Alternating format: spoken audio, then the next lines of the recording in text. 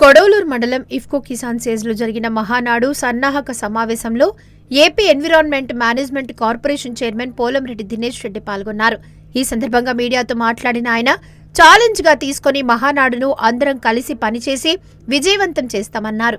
మన జిల్లాలో మహానాడును నిర్వహించడం ఆనందంగా ఉందన్నారు. 4వ ఘట్టం వచ్చి సభ 3 రోజుల ప్రక్రియ ఉంటుంది.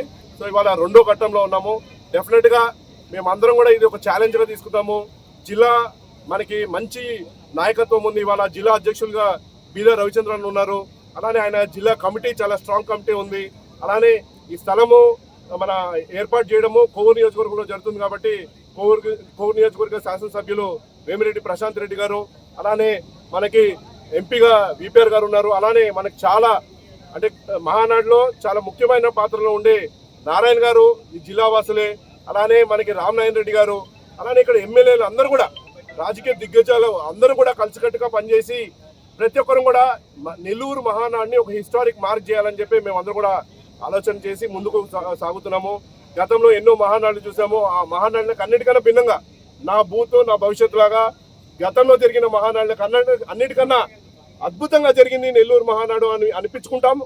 అలానే రేపు జరగబోయే అంటే వచ్చే సంవత్సరంలో జరగబోయే మహానాడులో కూడా ఈ నెల్లూరు మహానాడిని ఒక కొలమానంగా తీసుకొని నెల్లూరు మహానాడు కన్నా బాగా చేయాలి, నెల్లూరు మహానాడిని మనం రీచ్ అవ్వాలని చెప్పి అనుకునే విధంగా డెఫినెట్ గా ఒక జెలస్ క్రియేట్ చేసే విధంగా నెల్లూరు మహానాడిని చేయడానికి అందరూ కూడా కలిసికట్టుగా పనిచేస్తారు.